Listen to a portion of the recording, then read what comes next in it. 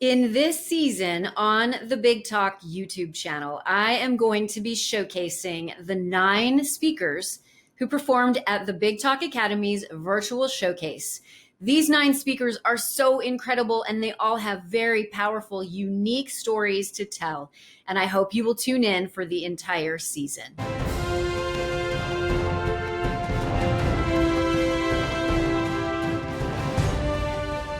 Cheryl Liew is going to speak about leaders need to value the human spirit in their talent.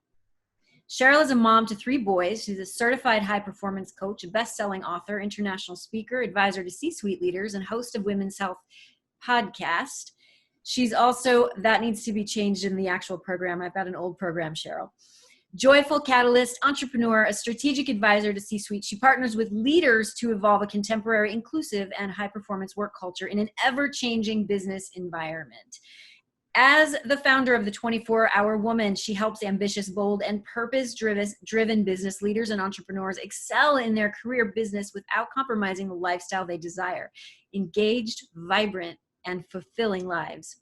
She contributes to the community, HR and business community as an international speaker, including ASTD, HRM summits, conference boards, and she is also has spoken at the Global Women's Forum and is a member of the Singapore Future Economy Study. Cheryl is in Singapore, so we have something very special to support her with today. It was a cold winter day out in Europe. Knapsack on my back and a hot cup of coffee, I ran across the campus going to meet with my group of peeps, global leaders gathered in a room in a business school to discuss the business strategy to roll out in the following year. It was supposed to be a fantastic meeting and I was so looking forward to it. A few moments into the meeting, however, I realized I was up against 3 big whammies. I'm Asian. I'm all but 5 feet 2 inches tall, so I'm petite. Number 3, I'm female. I'm the only Asian petite female in the room. I was not seen. I might as well have been invisible. I was not heard. I might as well be talking to the wind. And I was not included. Conversations were happening around me and across of me, but certainly not with me. I paused.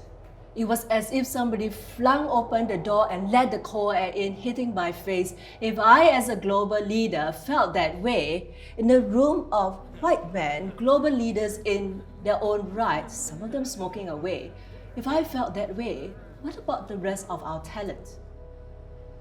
Even if I have a gift to give on that day, they were not ready to receive it. I was not seen, heard, nor included. They didn't need me to be standing taller, speaking louder, or repeating myself more often.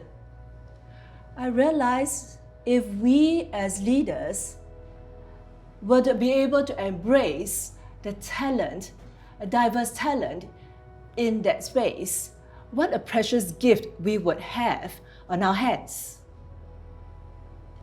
From that day on, I decided to become a leader who will embrace a diverse workforce, to be able to bring the best gift to our workplace. My name is Cheryl, and over the last 20 years, I have been helping leaders create relevant, inclusive, and high-performing workplaces, shaping the future of work and shaping the future of leadership. Today, I'm going to be sharing with you a couple of concepts that we have experimented successfully across different cities in Asia.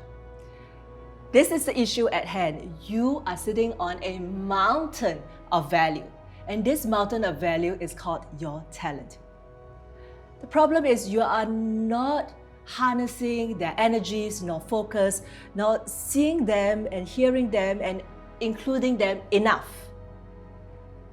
This is the opportunity. With the shifts in demographics and the changes in technology, you now have the perfect leverage to be bringing humanity, creativity, and innovation back to your workplace. Let me share with you the story of Sue. Sue is the director of nursing in a healthcare setting. Healthcare is certainly in a war for talent. If we build a more inclusive workplace, she is then able to recruit and retain more healthcare professionals, and harness them across cultures, gender, and generations. Don't worry, we did not create any chaos in the healthcare setting. We worked them through a framework.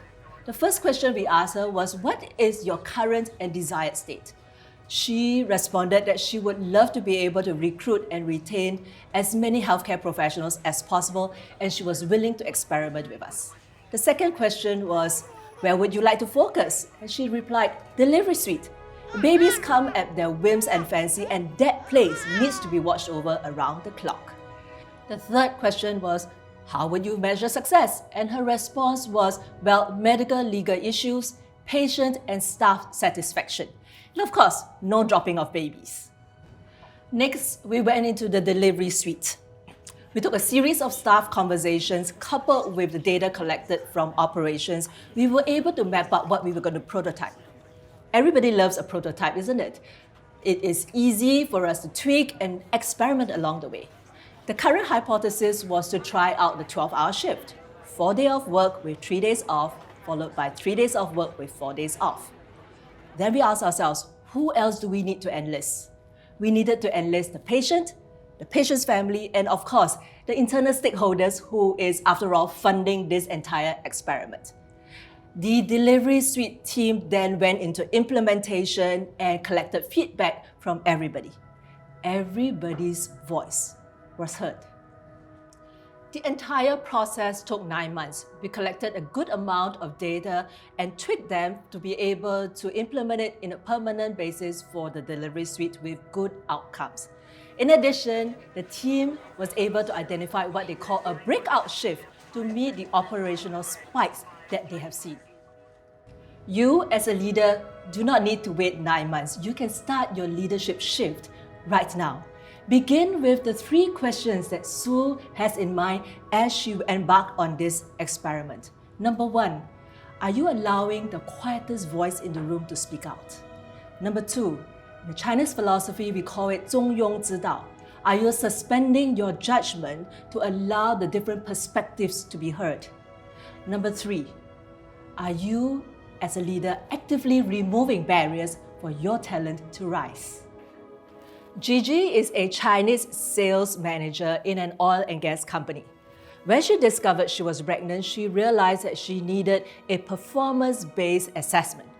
Upon consultation with her boss, who is based on the US, they landed with a part-time flex role for her, all the while still being the sales manager. Eventually, she was promoted to be sales director and subsequently the country head, all at the same time caregiving for her child. Gigi's supervisor and Sue embraced the 3 questions as a way of leading, embracing the human spirit of their talent, releasing their creativity, innovation, and high performance. So can you. Let's get started. If you are interested in speaking at the virtual showcase like these incredible speakers, go to thebigtalkacademy.com and get on the wait list. This 12-week certification program culminates in a virtual showcase for TEDx producers, conference organizers, podcasters, producers, and you will be featured on my YouTube channel. If you haven't yet subscribed, go ahead and hit that subscription button and notification bell so you get access to my most recent video. And I love when you make notes in the comments, and I will always respond. Big love.